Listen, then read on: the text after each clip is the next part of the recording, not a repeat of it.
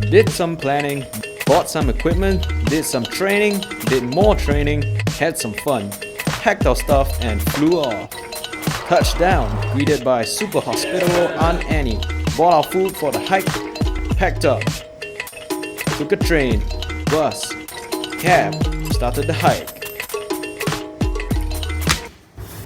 This is Australia. This is where we are going. This is Singapore to scale.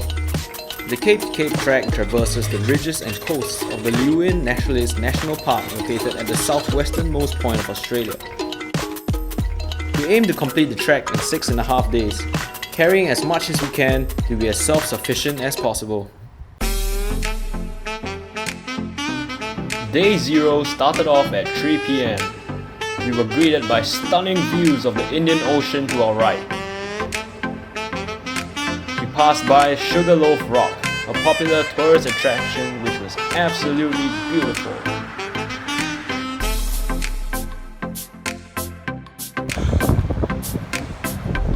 So all we did just now was about this stretch of beach, and that was already tiring. It means we got to lessen our load, man.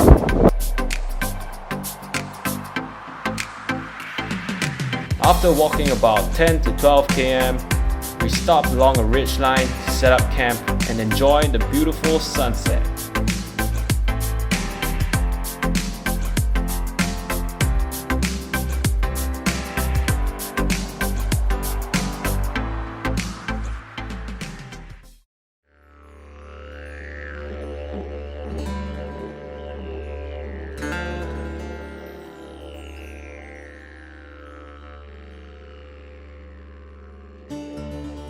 We can see that fatigue is already taking its toll on our team leader. Day 1 begins perfectly with a cloudy sky, shielding us from the intense sun. Our first challenge was sand. The long stretch of beach was taxing, and we tried all methods we could find to be as efficient as possible, including what we called drafting, whereby we stepped in each other's footsteps in order not to sink further into the sand. We are here at the town of Yallingham, where we're gonna toss our trash. It's not cheating at all. We are also gonna refill our waters at the taps at the public toilets and then pop it in a Pure tap just for good measure. Next, we met a section of rocks which was absolutely a joy to navigate. Stories we've shared,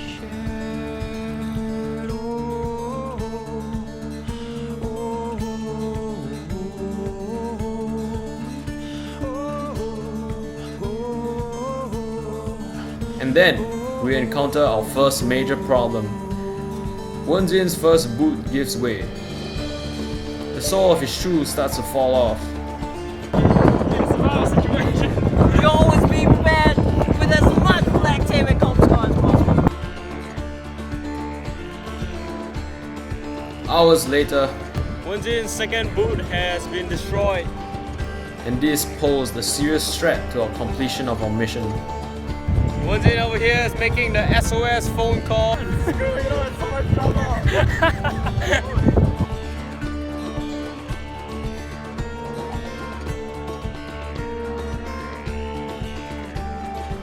Wenjin begins to feel unwell. He feels cold despite the heat of the afternoon. He says his cotton shirts are trapping the sweat and giving him the chills. Eventually, we push on and make it to our campsite. We discuss our prospects and Wenjin's situation. We decide to see if he feels better the next day. On the morning of day 2, Wenjin continues to feel unwell and has no choice but to drop out. We must carry on. Yesterday night, I heard a tapping on my tent. I thought it was the wind, but look what it was. Here we have a hole in the tent, and right next to it, there was a piece of bread. And this is what has happened to our bread. Holy shit! With our main carbohydrate source depleted, we have no choice but to consume honey! At the campsite, we meet a cool guy by the name of Julian. He is training for the 1000 km Bibuman track. No, everything's fun with the right perspective.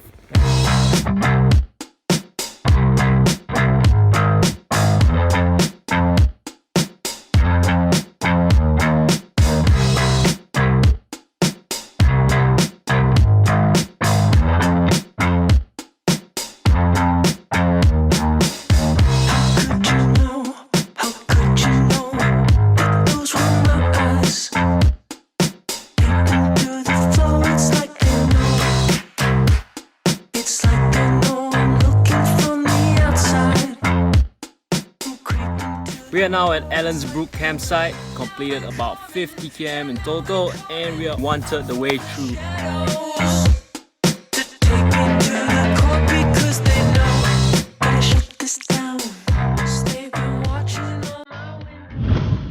Day 3.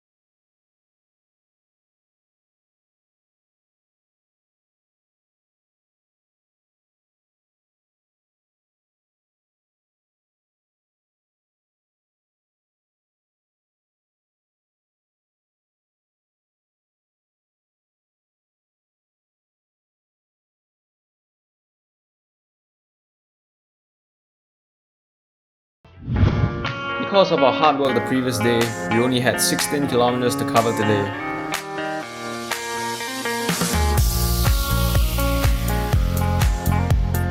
We arrived at Hamlin Bay at 3 PM and went for a swim.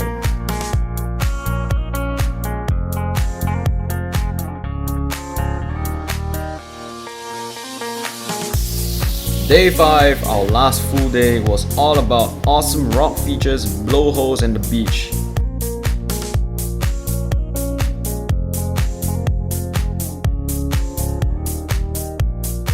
Unforgiving heat.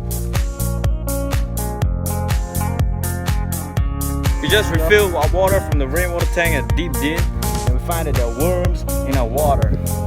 It's comforting to know that these are merely mosquito larvae. We had no choice but to drink it as there were no other water sources nearby. We reached the campsite early at 1:30 PM. We decided to push on instead and they camped randomly on an unofficial site among the dunes. It was the best decision ever. A note to myself to always remember this moment, the feeling of freedom, the feeling of youth.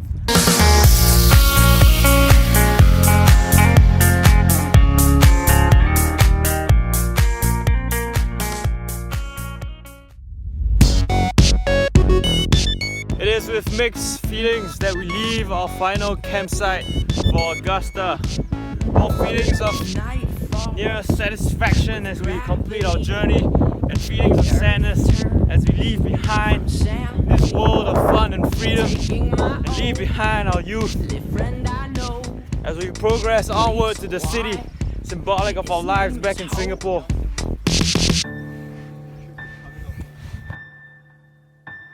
I'm never what I like. I'm double-sided and I just can't hide. I kinda like it when I make you cry, 'cause I'm twisted up inside. The horrors of the night melt away under the warm glow of survival of the day. Then we move on, my shadow grows taller along with my fears, and my frame shrinks smaller as night goes near. When the sun is climbing windowsills and the silver lining Golden Gate time.